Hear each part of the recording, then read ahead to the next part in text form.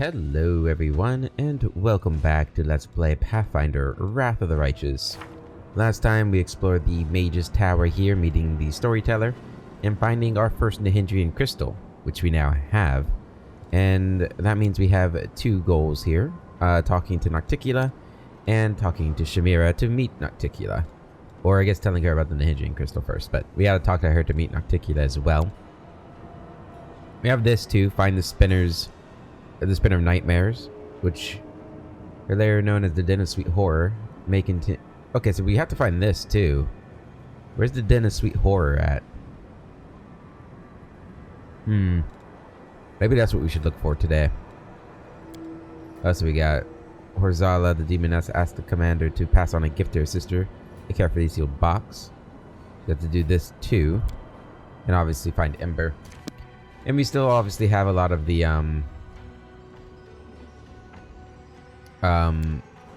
Midnight Isles to explore too, which I was considering doing today, and maybe we will. I want to do a quick look for this Den of Sweet Horror. I don't think we've seen anything like that yet, and I feel like we've explored most of the city, so I'm a little confused as to where that would be. Go ahead and buff up real quick as we leave the tower. Our home, away from home, away from home, away from home. Yeah, we got a lot of homes here now. Yeah, we'll keep an eye out for this Den of Sweet Horror as we move our way towards Shamira again. We'll walk there so we can really explore a little bit more. Yeah, I'm pretty sure the Upper City is the only place we've not explored fully. Although even that, like, I'm pretty sure we have. I know we've explored up here fully. No. Portal down, portal down. Mage's Tower. Incest. Portal. Portal down. Thousand Delights. Abandoned Mansion. Rupture of Rapture. Portal up, portal down. Yeah, I'm not sure where else it could be. I know it's not down here. So this was Arushale's place, which you've just gone through and explored. It's not there. It's not back here.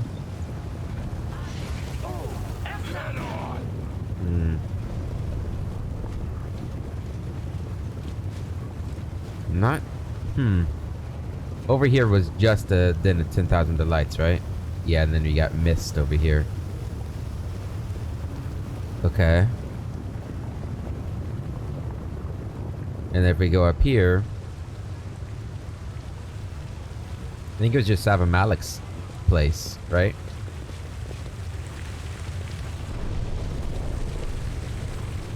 Oh, hi.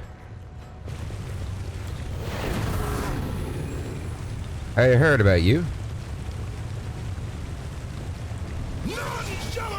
Eviscerating weaklings is not the best I can do, but I'll do it anyway. Alrighty. Get in there. Me, all right?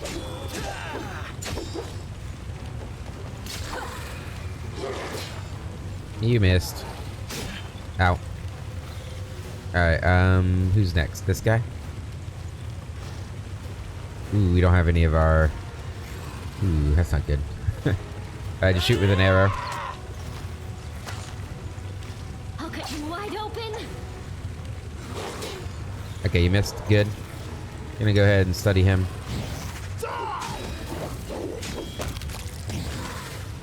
Good damage on him. You're gonna insight and haste us. You're gonna go ahead and put this guy to sleep. Immune. Oh no. Oh no. Stab you or zap you? Why not both? Good damage there.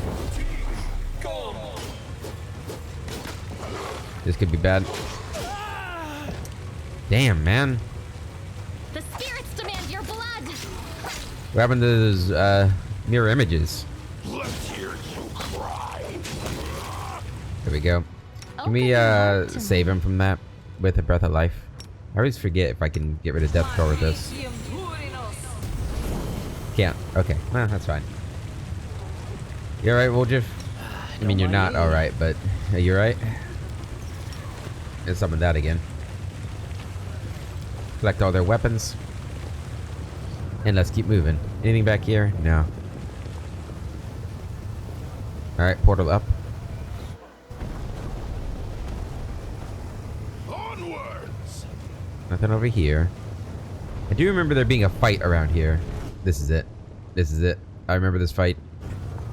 Let's go and heal you up. Oh man, we are very low on these scrolls. That's not good. Oh, stop. You need me. quiver. Good. Go ahead and do 3 of them. Good. And yeah, you want to go back to using that. All right, let's do this. Hi. The abyss is for demons. I am a demon.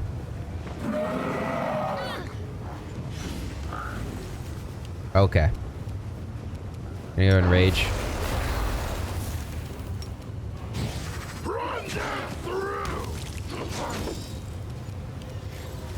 Good damage, good damage. Can these guys be put to sleep? Nice. No match for me. Good damage on the back line.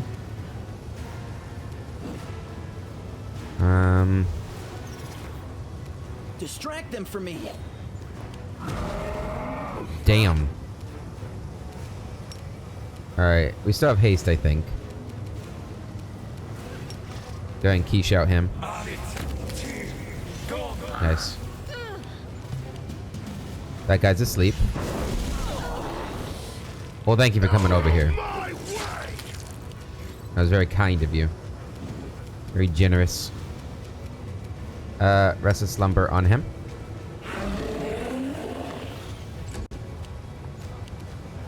Finish him. I'll rip you apart. Alright, well. This is, nice. Let's go ahead and coup de grace him. Damn, I guess maybe he... How much damage did we do there?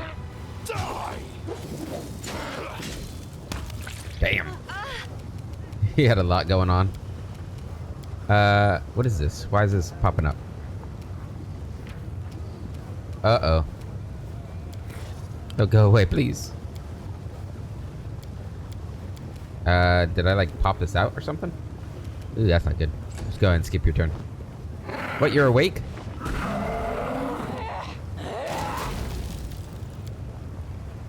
This is gonna be annoying. Time to share your treasures. A lot of mirror image hits. Out of my sight. Good. We're gonna want to bless. The world's not ending just yet. Okay, good, it worked. Alright. Took care of them. That guy went flying all the way down there, that's crazy. Alright, I remember that fight actually being like super difficult when we did this the first time. Granted, I feel like I've said that a lot. But it's been true. It's been true. I did not build Barret very well, I don't think. Or the companions weren't built very well. I didn't really understand how to build a strong party in these kinds of games. Alright, there's nothing here. Huh. Okay, so it's not in the upper city then. There's that damn loot. I want to get that loot. Where's that loot at? No, seriously, where's that loot at?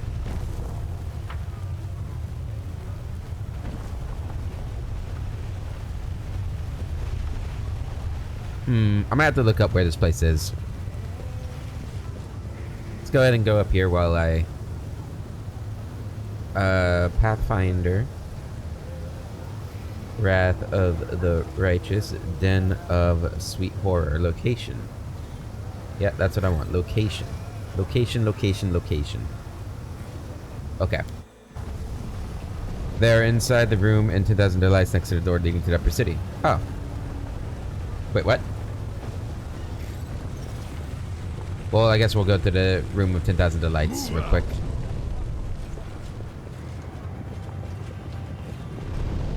I do remember them like mentioning the den of 10,000. What is this? It's not the room. It's just the 10,000 delights. But didn't we go here and they told us about the Hall of Sweet Horrors? Or the Den of Sweet Horrors?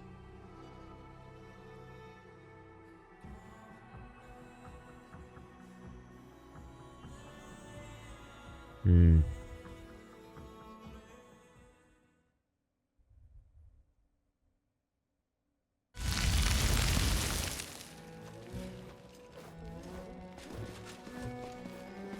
apparently a door here. Did I talk to you guys? Oh. The demon worshipper raises his filmy eye at you. For a while he tries to understand who you are, but ultimately gives up. What do you want? Do I owe you gold? Who are you? I am ashes caught by storm, whirling in the wild vortex of the tornado tormenting this universe. I am measured emptiness, and who are you? Well, it doesn't matter. You're neither ashes nor emptiness. We shall never understand each other. I'm looking for the Spinner of Nightmares. The Spinner of Nightmares. We adore her. She's our teacher. She opened our minds to the beauty of madness, brought us here, granted us fear's eternal delight. And then, the cultist's gaze grows perplexed. She went away. Where did she go? Why would she abandon us? It's so sad. He looks to be on the verge of tears, but a moment later, he's already boasting a carefree, woozy grin. But she left us so many presents. They're all in the inner cache. Oh, so many all around here. I don't know what that thing is. It looks like a dried human brain, but there's plenty of sweet horror in it. What are you doing here? We enjoy the silence and darkness of oblivion. We give each other quiet. We share our grains of truth scattered in the endless voids of our minds. And we'd be glad if you didn't interfere with this process. You do owe me, pay up. Sighing with frustration, the cultist empties his pockets and clumsily slips his coins into a little bag which he hands over to you. This is all I have. I don't remember how much I owe you, and for what, but I hope it's enough. We have nothing to talk about then. 150 gold, nice. You're right, a great truth has revealed itself to you. We have nothing to talk about. Words are nothing. Words are barriers between our minds. Only a union of feelings matters. Cool. Arcane knowledge. And all this other stuff. Alright. Perception. Have I pleased you? The back side of the altar conceals a small indentation for a cache. Unfortunately, it's empty. A failure is just a step to a success. It went splendidly. Magic figurine used to conduct mind-manipulating rituals. Got it! A bookshelf is a popular choice for a stash. The pages of several books are in fact cut out neatly, but the caches are empty. The Spinner of Nightmares cache is securely hidden, but not so well that a careful search can't uncover it. Okay, did we get something? Wait. Oh, we got the note. Okay. Chaotic notes in nearly illegible handwriting. One phrase stands out. Sometimes I regret that I can't finish this game of cat and mouse with Hilor. But I took away his daughter, and he will stop at nothing in his quest for revenge. Time after time, he finds my trail and tries to catch me. I feel sorry for him. He's a decent man, and I'm probably partially to blame.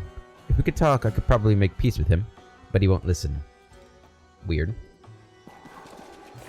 Very weird. During the search, the commander managed to find a diary belonging to the Spinner. Venture Captain Hiller will be able to extract useful information from it. Okay, so we can't do that until we leave here. Very well. Alright, let's go talk to Shamira. We can just portal there, right? Yep.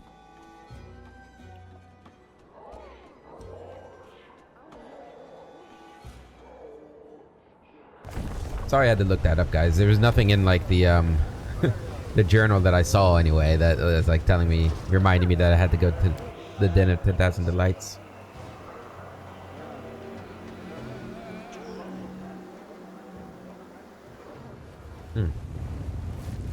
I'm like a little morning coffee.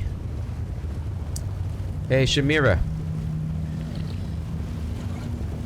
Can I like push you in? Nope. Okay. I greet you, Manarak, Lord of the Shadow Spawn. What brings you here, our esteemed guest? Show the Shy Lily's helmet. Do you remember the former owner of this relic? This is the Shy Lily's helmet. Where'd you get it? Irile Vorlish tore it off the wallflower, along with his face. I saw it shatter with my own eyes. Why did you wish Irile Vorlish to die? Chimera's lips curl in contempt. That half-mortal scum dared to disrespect me. That brazen mayfly challenged me. If not for Nocticula's patronage. Oh, I would have enjoyed killing her with my own hands. But Our Lady in Shadow loves to surround herself with unusual favorites. She toys with them for a while and then she forgets them. Who was this Shy Lily? He was a loser. For a while, everyone in Illusionera believed he was one of the deadliest fighters in the city. He used to entertain us with his hunts. He took to the streets and killed anyone he met. Many hunters tried to catch him, but each time their bodies ended up hanging in the sky above the city. And then, the talentless Vorlikai lost a fight with Irile Vorlish. Pathetic. How did Irile defeat such a powerful demon? She is an abomination. Chimera spits the last word. Half mortal, half demon. An unnatural and wild thing that shouldn't even exist. Apparently, her odd deformity gave her powers. Yet she remains a pathetic nobody in comparison to a truly powerful being like myself or Our Lady in Shadow. No more questions. I've completed your task. Chimera ignores you, giving you an absent-minded smile. However, you hear her voice in your mind, her words honeyed.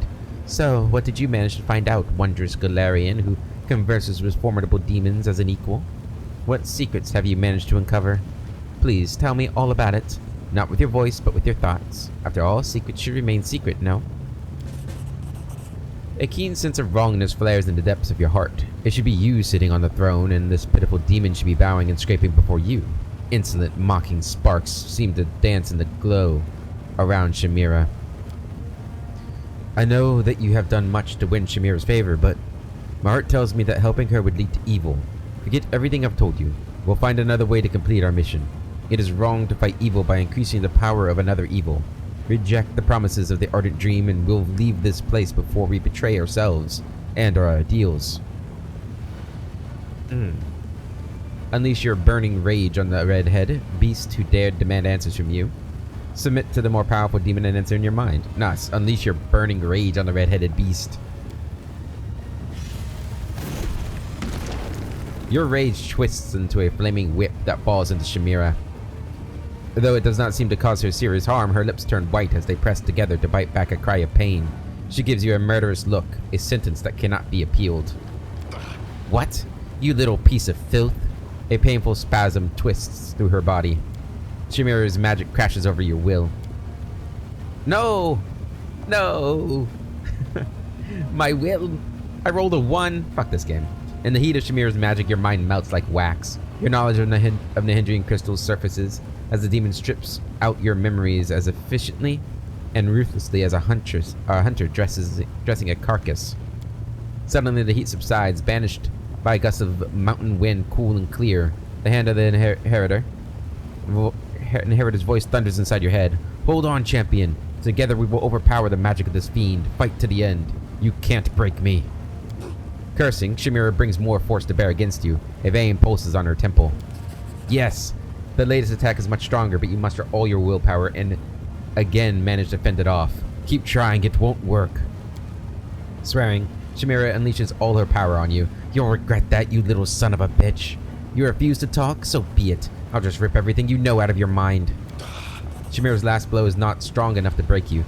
You force Illusionera's ruler out of your mind, delivering a brutal parting blow. You've lost. Get out of my head.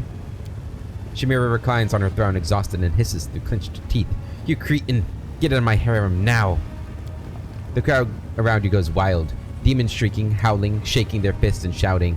They've just witnessed Chimera, the Ardent Dream, being beaten by Nocticula's favorite in an utterly humiliating fashion. Something she hasn't experienced in a very long time. Observing how the red-headed demon cringes in pain and tries to incinerate you with her impotent, furious glances. The demons indulge themselves in sweet gloating. Their gloating grows into delight, and delight becomes ecstasy. If Nocticula takes even a passing interest in what happens in her realm, she will soon hear about the thrashing you gave her trusted advisor. And then, perhaps, you two will have a chance to talk. I have no time for you, stranger. Okay, cool. That was pretty cool. I see you are fitting into Alashiniran life quite well. I have been watching your exploits with great interest. So chaotic, so unpredictable. Even without seeing the speaker, you can easily recognize the owner of the melodious voice in your head. Nocticula, queen of the succubi. You're rather intriguing yourself. There's a reason they call me Nocticula, the Lady in Shadow. My words and thoughts are shrouded in darkness. I'm asking for an... I take it I finally have your attention. Yes, your arrival in Alashinira was quite impressive. Rumors have reached me even here, behind my locked gates and my wall of valiant guards. Rumors of a remarkable Galarian taking my Alashinira by storm. I'm asking for an audience. You have my permission to enter the palace. Go there and wait. I will arrive when the time is right. Until then, you will be taken care of by one of my servants. Okay. In dialogue. Finally, we've got her attention. Okay. What was this quest down here? Okay, we'd have to find Hepzibah. Is she in here? No. I'm not sure where Hepzibah is. I can kind of see her around all over the place, but maybe we just have to try and find her at some point. What's going on here? Is a fight about to break out? Shut up, the both of you. This place belongs to Our Lady in Shadow, not Baphomet or Discari, and she won't tolerate ruckus or bloodshed in the streets.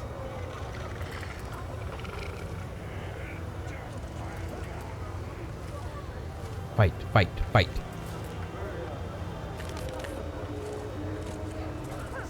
Oh, was that it? Okay. Very well.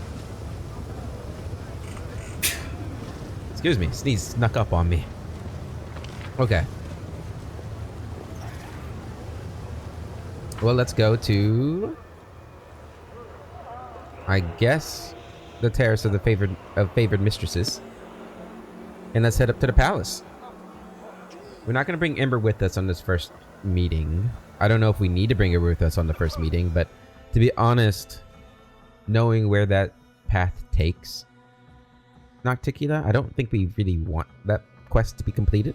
I don't know if, like, you know, just having them meet is enough, or if we have to support Ember. But I don't really want to risk it. I don't really want to risk it. I want Nocticula to stay evil. Wait, this is not the right way. This is not the right way. Because we want to become Manarak Lord of Shadows. Or Lord of Shadow. Is it Shadows or Shadow? I don't know. And then we have, you know, Camellia as our little, our concubine. Yep, that's the plan. And maybe Windowog too. Why not? Have a little harem.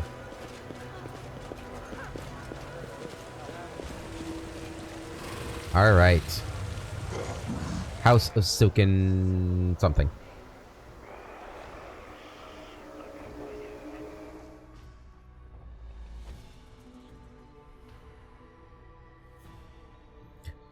I don't think this ends our time here. I think she's going to give us a quest to do around here. So that's another reason why I'm not super worried about going here right now, because I think we'll still be able to do some things. Before we go and, like, see if she's there, can we go to my room here and see if there's, like, a portal or anything? There's a projector. We've already done this. As you know, my dear addressee, given the scope of the planes, time is a relative concept, and in the abyss, it can be even more unreliable. Therefore, I do not allow myself the vain hope that my message will reach you in time. We do have a bed here, so we could sleep here. Alright, come on, speed it up. I wish you could skip this up. skip this up? Speed this up. Skip it. Your final question was about the possibility of a complete awakening of the memories of a mortal life within a soul that has already passed through Pharasma's judgment. I will send you the research of all the cases of which I am aware where such an awakening took place.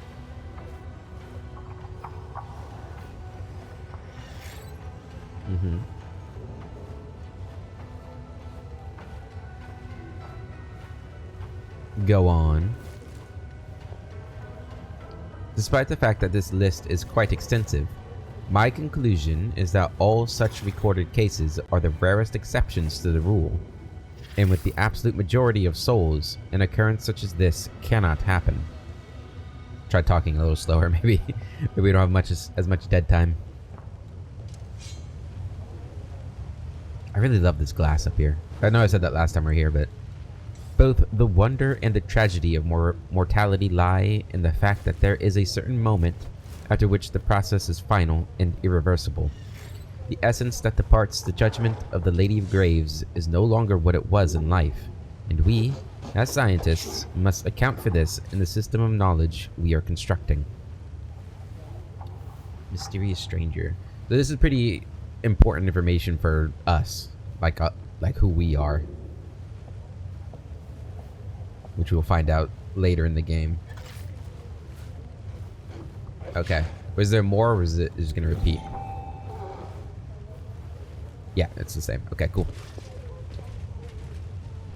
What's this stuff? This is probably all new, right? Books written in multiple languages, the title that can be translated are dedicated to the research into the nature of souls. A pile of sketches, the drawings depict fragments of various rituals that lead to the opening of rifts and portals. There's nothing else in here, right? Not just the bed. Okay, so I'm pretty sure that was my room, wasn't it? But obviously it's been refurbished. Or is my room over here? No, this is like where we found like loot and stuff, yeah. Okay. Cool, cool, cool. Let's go talk to our lady.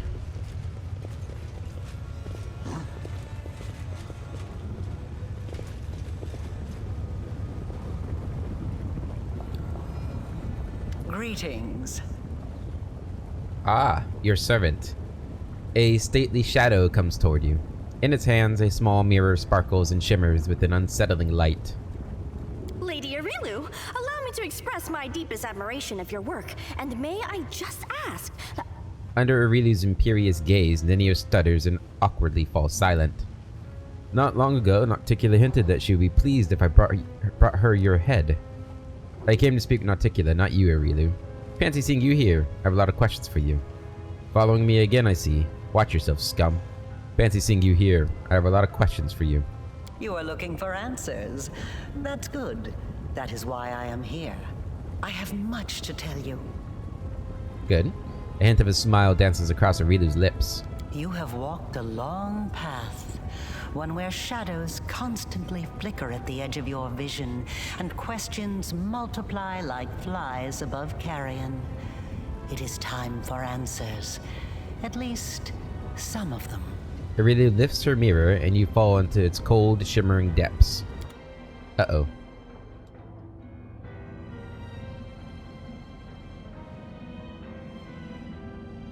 I'm huge! Day 16, Aridus 4715. Experiment, transformation. Subject, let's skip that. Objective, to embed the essence of a Nehindrian crystal in the soul of the subject. Expected result. The essence will coalesce with the subject's soul, which will ready itself for total transformation, triggering the concomitant powers. Concomitant? The time has come to put my plan into action.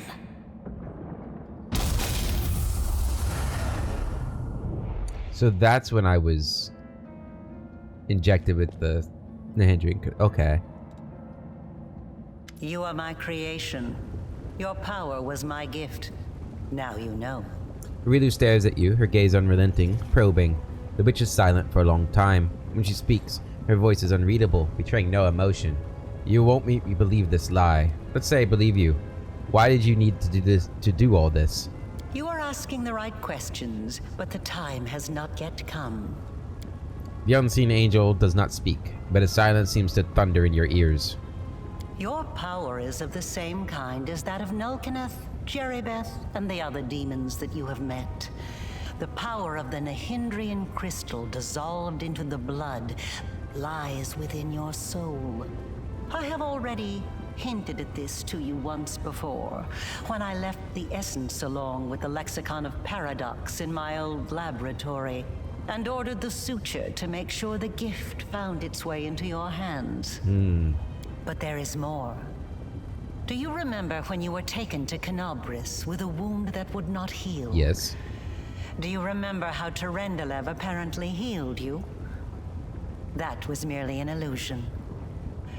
The dragon was only able to temporarily dull the pain.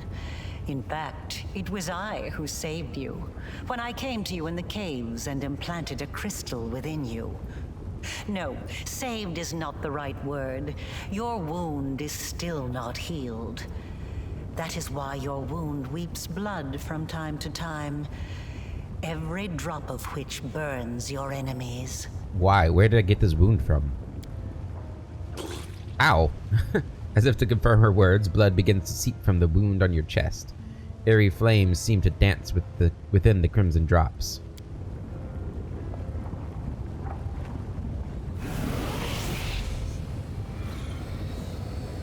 What's that? This is pure essence of Nahindrian crystal.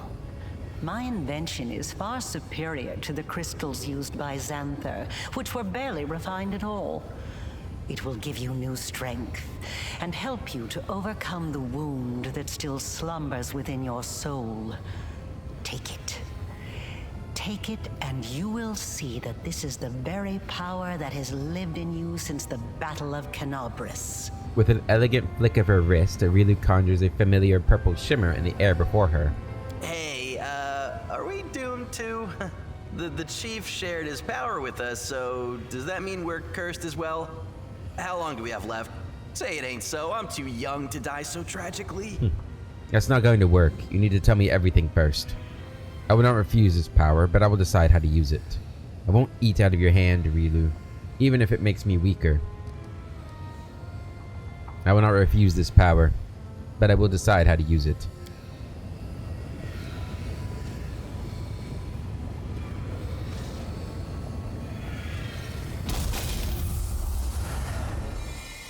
There we go. You touch the essence, and the power, so familiar and clear, flows through you like a river. The power that courses through you is so immense, the wound on your chest closes up as if it had never existed. Now you know. You truly know. Enough! Enough of this madness! I was blind. O Lady of Heaven, how blind I was. I saw holiness in the half-fiend's creation. The voice of the Hand of the Inheritor thunders beside you. He really does not move, seemingly unaware of his presence. Away! Away from this festering hole! I must bring this terrible truth to Queen Galfrey, and save those who can be saved from this darkness. Danger's voice fades, and you can no longer feel his presence. He has disappeared. We still have something to discuss. What is this wound in my soul? How dangerous is it? It was my mistake. My failure. I failed to... The tale is too long to recount here. Your wound is a reflection of the world wound in a way. It is very dangerous, even if you do not yet realize it. It is not a disease, but rather an abscess, which will one day burst and kill you. It cannot fully be healed until the world wound is healed. No doubt you have felt this affliction on several occasions. It awakens when you use your power. It makes you sense more strongly what mortals call the corruption of the abyss. Until the world wound is healed, you will have no peace. Okay, that's another reason to close the world wound, huh? You followed me. Like a witch in a fairy tale, I watched over you from birth. Really? From before that, even. And I kept detailed notes. You were chosen and prepared for a special destiny. Aside from this, I helped you. even when you were unaware of my presence. I saved you and your unfortunate companions when you fell into the crevice in Canabris. In the Grey Garrison, it was I who distracted Minago to allow you to approach the Wardstone. And in Dresden, I appeared under the guise of Yaniel to guide you toward the Sword of Valor. And I also left you a present in my old laboratory, and told the Suture to see that you received it. I knew that sooner or later you would find your way there. That place exerts a powerful pull. As it turns out, you helped me thwart the plans of your masters, Baphomet and Discari. Don't expect thanks for your help. You're a scheming liar and an enemy. You'll die on my hands sooner or later. In that case, thank you for your help. You should help me more often. You helped me thwart the plans of your masters. They are not my masters. They are a resource. Why was the whole ploy with the lab necessary? You were ready to sacrifice your servant, the Suture, for it. You always have to sacrifice something. I wanted you to go to the laboratory to see with your own eyes what I had been doing and what I am capable of, so it would be easier for you to accept the truth.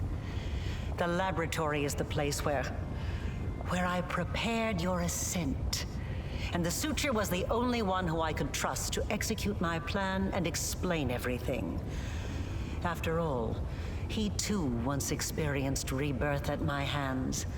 And that is why I was willing to risk his life. It would be better if you just told me everything instead of playing mind games. Knowledge gained independently through research and experimentation is far more valuable than knowledge that is simply given. That is why I wanted you to go to the laboratory yourself. I just gave you a nudge in the right direction.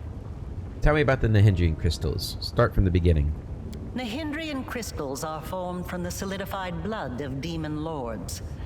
Their properties are not well known, even among the inhabitants of the Abyss. And there are reasons for this. Acquiring the blood of a dead demon lord is very difficult. After a demon lord dies, their body is instantly absorbed into the Rift of Repose. Only the Lady in Shadow knows how to kill them in a way that allows her to preserve the bodies of her fellow lords and transform them into a solid state. That means that Nahindrian crystals cannot be obtained anywhere other than the Midnight Isles. Or rather, it was impossible until recently, when I managed to experimentally obtain a crystal from the blood of a still living lord. You saw the result. A dagger made from Discari's freshly shed blood, which I left for you in Canabris. As regards the use of the crystals, that is a discussion that would take time, a very long time. Someday I will finish my groundbreaking treatise on the transformation of Nahindrian crystals, although it is unlikely I will ever publish it. So you figured out how to use the crystals to imbue living creatures with power? Not just any creatures. Demons. And half-demons. The soul must have a stable connection with the Abyss in order for it to receive the power of the crystal. Experiments involving tieflings and mongrels failed because the voice of the Abyss was not strong enough within them. But I'm not a demon. Is that so? It really raises an eyebrow. I wasn't a demon either when I started. But there are always ways to circumvent, or even to override the laws of the universe. I changed myself by knitting my soul together with the essence of the Abyss. And I changed you. Do you remember the fits of rage that began shortly after Discari's attack on Canabris? Do you see what you have become now? That is the influence of the essence of the Abyss, which has awakened within you. Hell yeah. All those arrogant crusaders, those knights with their eyes ablaze, those pious priests. They have installed at the head of their magnificent army a scion of the Abyss, the creation of the architect of the world wound, whom they so revile. It's strange to see you here in Nocticula's palace. Who do you really serve? Discari? Baphomet? Both. And neither. I have served both Discari and Baphomet, and not merely as the lowest in the pecking order. But I do not think you'll be surprised when I tell you that to me, both of these mighty lords are merely convenient temporary sources of power. And their time is almost at an end. But the Lady in Shadow is different. She is the preeminent ruler. Soon you will understand this for yourself. My power is different from that of Jarabeth, Nulkaneth, and the other demons. Yes, because I taught Xanther and the other servants of Baphomet and Discari the earliest version of this transformation ritual. I spent decades perfecting it until I obtained the power that I gave to you. Power in its most purified form, cleansed of the filth and chaos inherent within the original blood of the demon lords. Your power is as pure as thrice distilled water, but it resonates with other powerful sources of supernatural power, such as the Sword of Valor. And your power can change. You must have realized this already. You have shaped my gift into a form that you yourself have chosen. You are seeking answers, trying to understand the crux of the matter. That is good. She gives you an appraising look. Oh, thank you. I don't want to ask you about anything else. I want to help you close the world wound. Oh, that's nice of you. Hello. Aurelia's words are cut off by a quiet laugh. Sitting on the throne that was empty just a moment ago is none other than Nocticula, ruler of Elutionira and the Midnight Isles. A powerful demon lord and the one they call Our Lady in Shadow. Her red lips curl into an ironic smile and her large eyes observe you with keen interest. You were about to say, we are going to close the world wound, weren't you, Aurilu? I see no reason to continue deceiving this mortal. Now I am convinced that he is quite worthy of serving me. I will even reward him with a modicum of knowledge about the events in which he is about to take part. I have too many questions and I demand answers. You've been sitting on your throne and listening to us this whole time.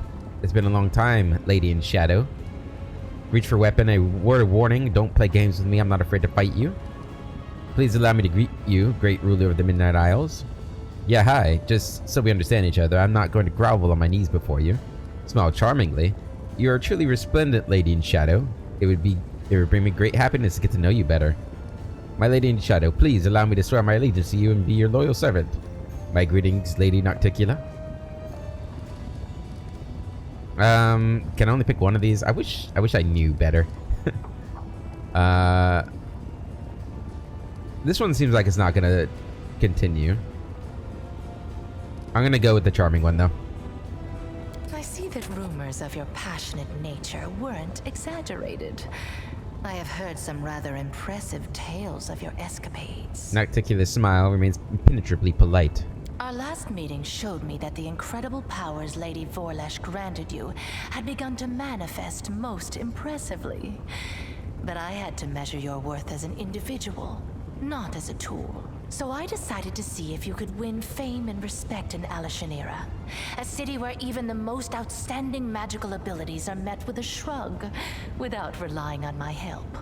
Well, I can say I have not been disappointed. You've proven that your character and your will are stronger than the Hindrian powers Lady Vorlesh has vested in you. You are wise, my lady. However, only those who have never known or forgotten what it is like to be mortal can so easily dismiss the importance of power. To be someone whose life is fragile and can be cut short at any moment, like a candle snuffed out by a gust of wind. It is a shame your angel has left you, mortal. I would have liked to talk to him. I don't expect I will get another chance, as that celestial buffoon's days are numbered. Nocticula's tone is casual, but her eyes are intent, scrutinizing you.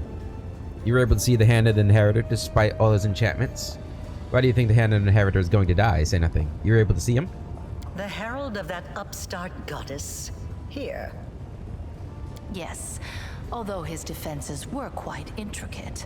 A commendable precaution on his part, as word of the hand of the Inheritor descending once more into the abyss reached the Echo of Discari almost immediately.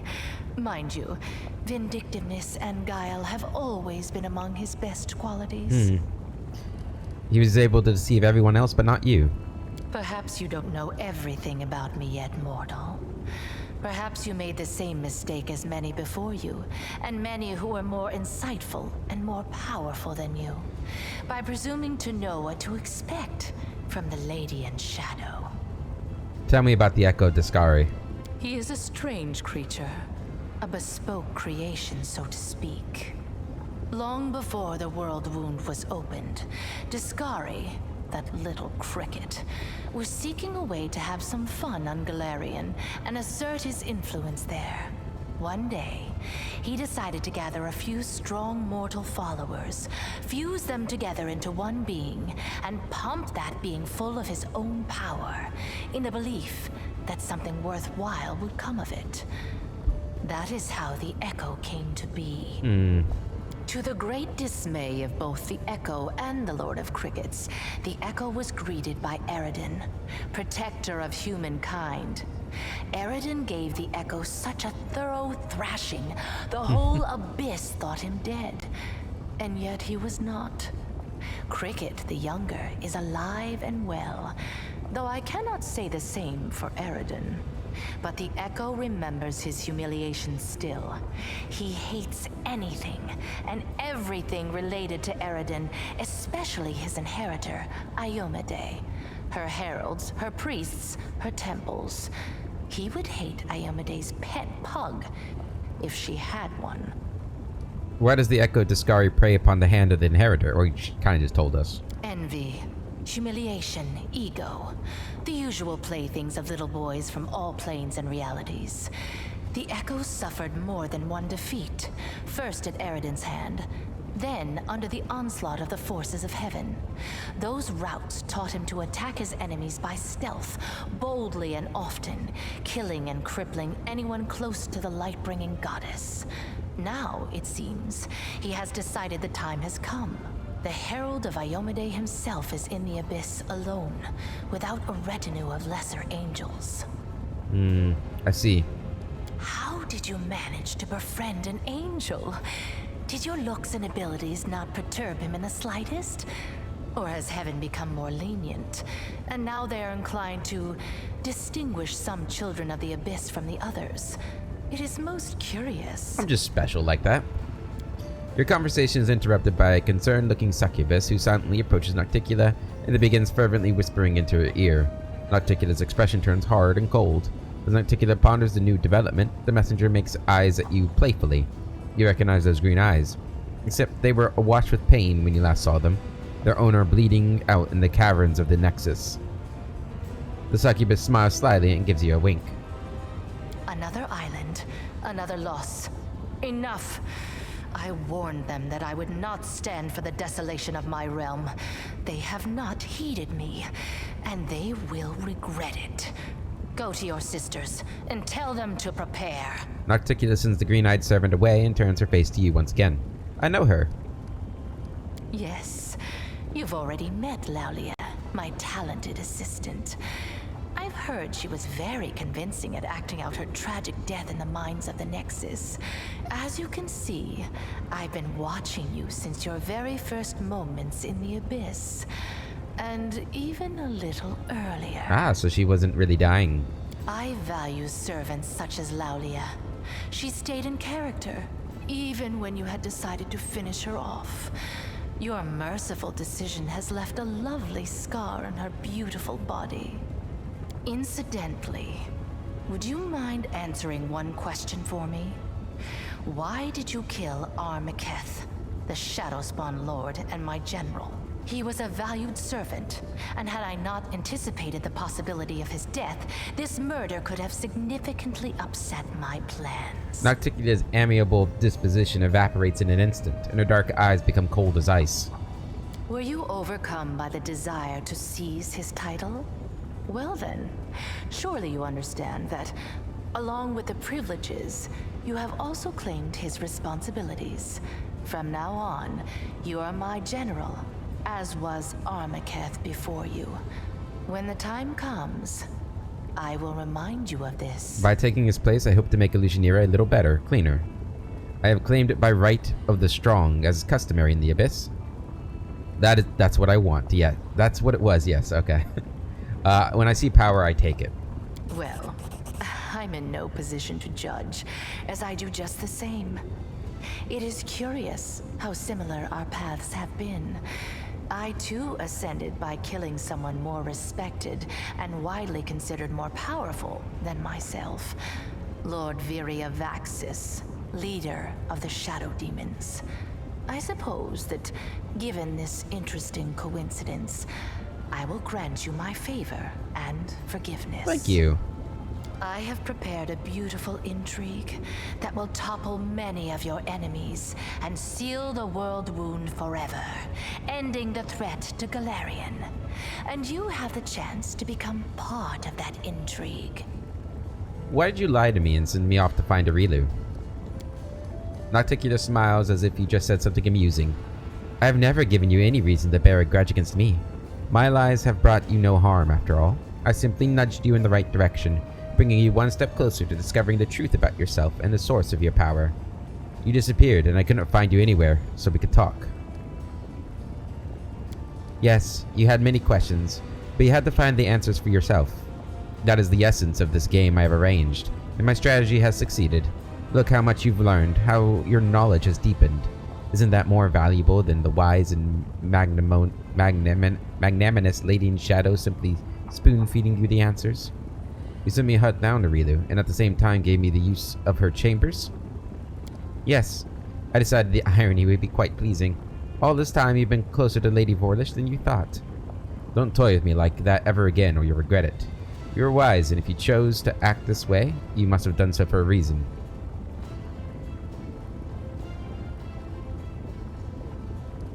You know, like, I want a romancer, but also we can't just break character, right? Like, Manorak would not say this. Don't toy with me like that ever again, or you'll regret it. Nocticular's voice gains a harder edge, but the change is enough to make her words ring like steel. All that means is that you cannot yet comprehend my motives. There is much you have to learn. It is in your own interest to accept the lessons given to you, such as this one, and do so with humility. Did Aurilu really create me? She has certainly had a hand in your present state of existence. Lady Vorlish designed the world wound, a magical phenomenon of unfathomable power. To seal it, we require a key that was just as strong and unique. Simply put, we required a champion, and she chose you. Both your powers and that wound on your chest were the result of her experiments, when she infused your soul with the essence of the Abyss. Of course, you remember none of that. Everything was done in secret. Even the power granted to you was purified, to the extent that it was possible, so that you would not guess its source ahead of time. In trial after trial, we watched your will be tempered, and when the time came, we started filling you with the energies of the Nahedrian crystals. These energies are necessary for the task at hand. Everything that's happened to you was part of my intrigue. I was going to summon you and reveal the truth when the time was right. Instead, you have followed your queen's orders and arrived here today. One can only hope that you are prepared to accept the truth. Everything has its price, says Aurilu quickly. Your wound was, in essence, the flip side of all my experiments. There was a reason why we required a true champion, not merely a living tool whom we could fling into the flames of the world wound, and close it like any lesser rift. I think you should know that. Nocticular makes a sudden gesture, cutting Aurilu off. Don't be too hasty. We have burdened him with enough revelations for now. Give him time to become accustomed to the truth about himself. Then you can share all the details. What exactly are you offering me? I'm offering you the chance to become my weapon. Your enemies are a thorn in my side, as well as yours. What's more, I have never schemed against Galarian, nor have my warriors taken part in the conquest of your plane. At least not on my behest. There's no cause for enmity between us. Why would you want to close the wound? When the world wound opened, I was pleased. My realm was now connected to another plane. I wanted to make it into a crossroads of worlds, a place where demons, devils, and even angels can meet. The wound was a convenient path along which I could advance my ideas. But the Midnight Isles were not the only realm that had been linked to Galarian through the wound. Dascari and Baphomet now also had a way from their realms into your plane. Their servants flooded my islands and spread out across them like a plague of locusts, killing guests who were under my protection, questioning my rule. They were driven by their lust to conquer and enslave, whether on Galarian or in another abyssal realm. I was forced to shift my focus and express my discontent. Eventually, atop the bones of our servants, we reached an accord. I would let their armies pass, and they would comply with my wishes while on my islands. Of course, the accord is a polite fiction. Both the Descarite and the Baphomets are attempting to amass their power and influence in Elutionera to overthrow me. When they think I am not watching, they break my taboos and revel in their own impudence. And worst of all, Lady Vorlish told them about the Nahendrian crystals. They realized what kind of power the crystals hold, and now they are determined to mine every last deposit hidden within my islands.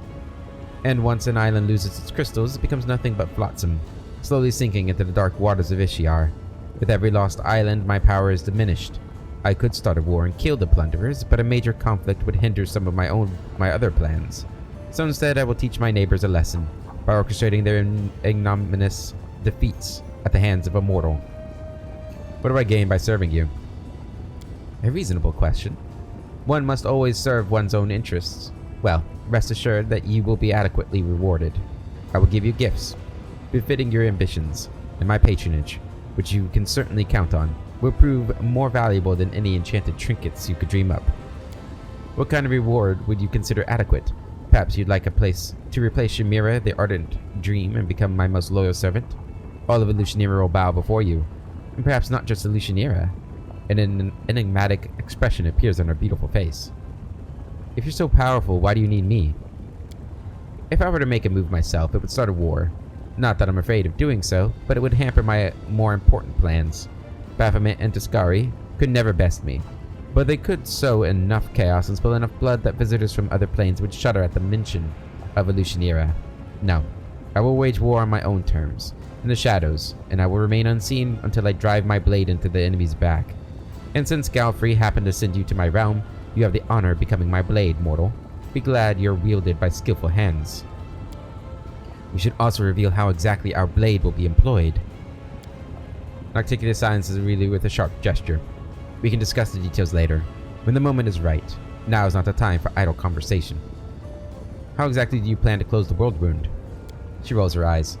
It is a complicated magical process. You will receive precise instructions once you've captured the Threshold Fortress on Galarian. There, at that exact spot where Lady Vorlish opened the world wound, you will be able to close it. But first, you'll have to crush the Guardians of the Threshold, and their forces are growing by the day. Hepzibah, Baphomet's daughter, is mining a large number of Nahendrian crystals in my realm. These crystals are her secret weapon. No army on Galarian can stand against them. You must stop her. If you do not, your world will fall and my plans will suffer significant harm. At one time, I disclosed the secrets of transformation to two servants of Baphomet and Dascari, Xanther Vong and Mutasifen. It was a well-calculated gambit which bought us time, and assured both Dascari and Baphomet of my loyalty. Mutasifen is Hepzibah's favorite. He oversees transformation of her army. Hepzibah is currently on another island far from here. The route to that place is plagued by pirates, monsters, tempests, and other more terrifying dangers. Have you heard of the living bubbles of frozen time that swallow airships, and when the ships reach port, their crew discover they've been gone for 100 years? That is not the strangest occurrence you could encounter on your journey. I'm willing to provide you with a decent ship and an experienced crew if you kill Hepzibah, and will stop her sinking any more of my islands, but without giving Baphomet cause to declare war on me. Why is it important that I kill her?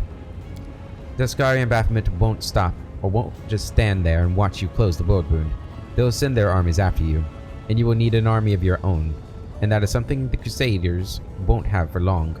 Hepzibah is mining more and more Nahendrian crystals to empower her forces when she attacks Galarian. If you don't stop her, the Crusader resistance will be crushed, and the ranks of demons pouring through the world wound into your world will multiply 100-fold. You were sent here to cut off the demons' army supply of Nahendrian crystals, weren't you? Well, that's exactly what you're going to accomplish.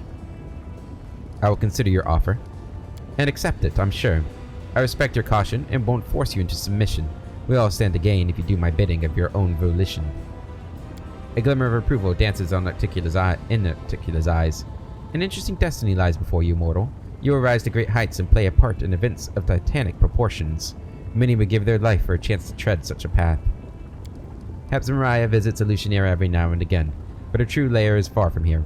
She hides on the island of Colifir, to the northwest of my archipelago. There lies her secret fortress. In the deep mines, her slaves dig Nahindrian crystals for the invading army she plans to bring to Galarian.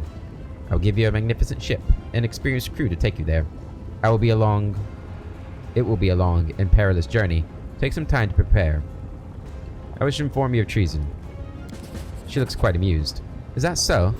Who is it you've decided to inform on? And more importantly, how'd you learn of these traitors and how credible are these accusations? Shamira is researching the Nahindrian crystals in secret. Perhaps she's planning to overthrow you. A small smile appears on her lips. How nice of you to warn me. I'm impressed. I do wonder, however. Do you really think I am unaware of this, or did you merely want to demonstrate your loyalty? Either way, I appreciate you telling me. I will take this as proof that I can rely on you. You were very astute to uncover Shamira's desire to dethrone me, and it was particularly sensible of you to keep your mouth shut about the secrets of the Nahindrian crystals. I suppose your caution calls for a reward. At the snap of Narticula's fingers, one of her servants approaches you and presents you with a delicate package wrapped in gossamer-like silk, aspect of the asp. What I truly find disappointing is that you told Shamira of the mines near the Nexus. Now she's digging up crystals on the sly, and so she believes, hastening the moment when Elenithia will plummet to the depths of Ishiar.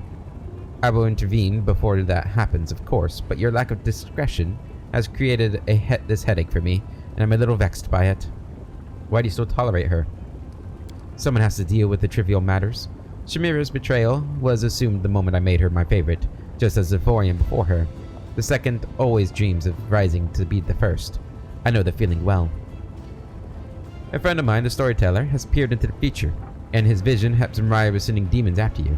The demons were strengthened by Nahindrian crystals. A hint of dangerous excitement creeps into her voice. You are a font of knowledge, my dear guest. Let's just say I'm not surprised by her appetites. The ambitions of that brat, or her lecherous goat of a sire, were bound to surface sooner or later, but your warning will encourage me to keep a closer eye on her. You could have gone to Hepzibah with this and received a payment for your silence. Your foresight must not go unrewarded. Secret ingredient. Nice. And a bunch of experience. Said everything I wanted to say. She nods graciously. I'd like to put in a good word for Zephyrian. He has seen the errors of his ways and is desperate to regain your favor. I killed Willidus, your court mage. She shows no hint of sadness. I'm aware of this, of course. It is lamentable in a way, since his fear of me was strong enough to make him impeccably loyal. However, his death is but a single move in a much larger game. In games like this, losing a few pawns is unavoidable. I'll put in a good word for Zephyrian, sure. I thought Zephyrian ambitions had suffered a fatal blow. It seems I underestimated how resilient they were. Could it be he had enough of begging by the gates of the Battle Bliss and wants some of his former power back? Articula demonstrates her awareness of the situation with obvious pleasure, and then smile playing across her lips. Why would I want to draw someone closer who has already betrayed me once? Yes, he betrayed you, but others will betray you too. Your servants are demons, and they know nothing of loyalty. What makes Zephyrian worse than the rest? Zephyrian's return would help strengthen your rule. It would make Shamira worry she might lose her position. Let's go with that one. Articula seems lost in thought. She is silent for a while, then smiles at you graciously. You know, that would be quite a clever move. It wouldn't hurt to plant a little paranoia in that lovely red head of hers. Very well. I will think about granting Zephyrian my pardon and returning him to his place in my retinue. But if you're hoping for some sort of reward from him, you should think again. I know that rascal too well, she chuckles. I want to ask you about other powerful denizens of the Abyss. Are you interested in one of my servants? Or do you wish for me to tell you something about your enemies? What's your relationship with Aurilu? She works for me. Isn't it obvious? Lady Vorlish is very talented. She may be the most brilliant and capable mind ever to come from your plane. And the guile she used to betray one demon lord master after another impressed me so much that I offered her a position of my advisor on matters of magic. Naturally, the esteemed Lord Goat and Lord Locust don't know a thing about the betrayal of their faithful lackey, Lady Vorlish. I plan to keep it a secret for a while longer. Betrayal is too strong a word. I opened the path to Galarian for those two, and I told them how to extract power from the Nehedrian crystals. That will suffice. Does it bother you that Aurelius serves another master? She smiles deviously. I'm not prone to jealousy. Let Discari think Lady Vorlish serves him still. His bug brain seems incapable of sensing betrayal. As for Baphomet, he, like any talented liar, is most vulnerable when he's trying to deceive someone else. He was so pleased to have fooled Discari that he became blind to the treachery that has happened right under his snout. In truth, Lady Vorlish's loyalty is mine alone. Loyalty is for fools. Shared interests, that is what rational minds rely on. That and fear. No one in their right mind would oppose the Lady in Shadow. How should she become your servant? When the world wound was first opened, it only led to Discari's realm, but then there was another more powerful breach. The wound expanded, and its paths now passed through my realm and Baphomet's as well. Before long, all sorts of interlopers had heard about the power contained within the crystals here, and the Midnight Isles were soon overrun with agents from my new neighbors. They fluted my embargo, burrowing greedily into my rocks, stealing my crystals. The main culprit was one Aurelia Vorlish. She was the one who discovered the energies of Nehedrian crystals. I had captured her and was about to carry out her agonizing execution when Lady Vorlish offered me something I desired even more than her death. She entered my service, and her main task since then has been to close the world wound. Once it's sealed, my realm will once again be cut off from those of Baphomet and Discari, and their slaves will no longer be able to infiltrate my islands with such ease. Do you remember the elven archmage who used to serve you thousands of years ago? He's still alive. We know each other. Really? He was well past his youth even back then, and now? Just how old is he? Can mortals even live that long? Well, apart from your immortal Aslanti, say hello to him on behalf of the Lady in Shadow, and tell him that the one who replaced him has disappointed me immensely with his incompetence. No matter how hard he tried, he could never live up to my magnificent elf. You know, you've managed to surprise me. A rare occurrence for someone who knows just about everything. With a bat of her eyelashes, Nocticula sends you a piercing gaze, one that feels like it's delving into the deepest corners of your soul. Are Baphomet and Discari your allies? The Goat and the Locust? Allies is too strong a word for our relationship. Our connection was forged by circumstance, not out of a desire to deal with each other.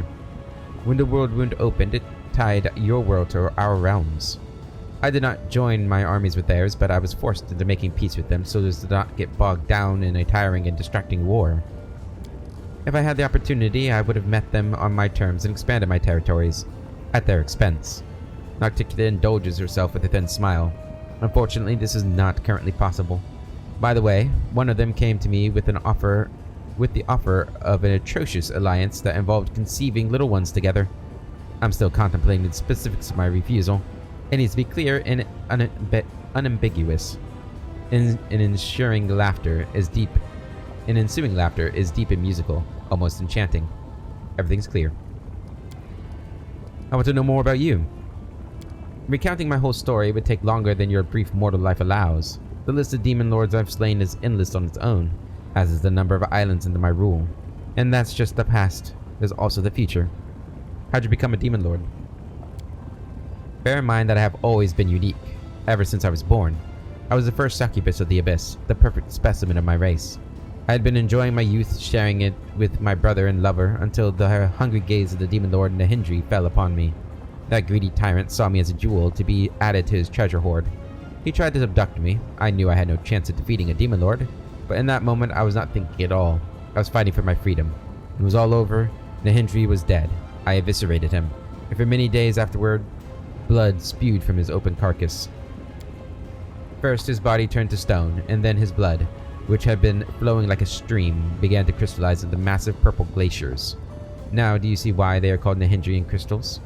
Perhaps they should be called Nocticulan crystals, because as Nehedri's blood crystallized, so too did my understanding of my power. Soon after, I began my campaign of conquest. I was cunning and swift, and the demon lords themselves trembled before me, knowing I could take their very lives. Only when all of the Abyss spoke my name with terror and reverence did I decide that I had killed enough. I had a realm. I had power I no longer shared with my brother. I had servants, and most importantly, I had safety. No one ever repeated old Nihindri's mistake. No one has tried to make me their slave. Are the Midnight Isles really the corpses of slain demon lords? Yes. My realm is quite literally built on the bones of my slain enemies. Ironic, isn't it? How'd you turn the dead demon lords into islands? She responds with a mocking smile. Surely you don't expect me to reveal this secret to you. There is no need for mortals to learn the weaknesses of demon lords. All I can say is that everything started with my desire for revenge. After I had dealt with Nihindri, I was furious at the thought of that vile, lecherous wretch just teleporting over to the Rift of Repose, where he could turn to stone and stay there to rot for the remainder of eternity. I wanted to trample his foul corpse, to keep his bloodied body within my sight forever. I yearned to display my glorious trophy to all of the Abyss. And that's when my power first manifested. I studied my newfound abilities and learned how to use them. Before long, I possessed not just one island, but an entire archipelago. What do you plan to do next? Subdue all of the Abyss? Possibly. Perhaps I had something grander in mind. The Abyss? Who cares about the Abyss? Nocticula's full-throated laughter rings out like a challenge to the entire world. No more questions. Oh, it's always nice to indulge one's curiosity. I have questions. From her sleeve, Nania produces a pencil and a piece of paper. Lady Nocticula, how many copulation partners have you had? I'm making a list for the encyclopedia, and I believe you may take one of the top spots. Darren moves his lips soundlessly. You can't hear what he's saying, but you can clearly make out the word "shut up" and "idiot." For a few tense moments, Nocticula peers into Ninio's face and yours, then smiles with the slightest curve of her lips. What matters to me is not the quantity, but quality. And I am well ahead of any other denizens of the Abyss in that regard. That is where we will end this discussion. I still have business to take care of. She nods to herself. Irilu, you are no longer needed here. As you will, my lady. Irilu vanishes, but you notice the look in her eyes, pensive and appraising. Nocticula casts a piercing glance at the spot where Irilu was, but a moment ago, then stops with a commanding gesture. There is one more thing we must discuss. The Lexicon of Paradox. Lady Vorlish's magical treatise that contains many secrets of the world wound. You and my servant Lady Vorlish were just talking about the Lexicon of Paradox. For many years it has remained split in half, harmless. But what was once divided can be made whole again. Who knows what power the book could impart to its owner? What if they expand the world wound even further? Or connect it to another plane? Not a chance. The Lexicon of Paradox has caused more than enough trouble already. You already possess the first half of the book. Find the other one and bring them both to me. I'll reward you handsomely. Giving the book into my keeping will also protect Galarian from suffering a second world wound disaster. The Lexicon of Paradox will be much safer under my watchful eye than in your travel bags. Wouldn't you agree? Why do you need this book? One world wound alone has been enough of a nuisance for me. I want to ensure that some future mage leaping through this book doesn't link my realm to another plane. I'll consider your offer. The reward will not disappoint you, I promise. This dangerous knowledge ought to be locked up securely. I won't keep you any longer. Still have business? You have taken a liking to my city, I see. Well then, savor it to the fullest, and then come back for truly important business. Nocticula's lips part in a smile that is both predatory and alluring. Alright, and there we have it. Our conversation with Nocticula. And a lot has been revealed about who we are, how we became as powerful as we are, and what we need to do to continue down our path of power and closing the world wound.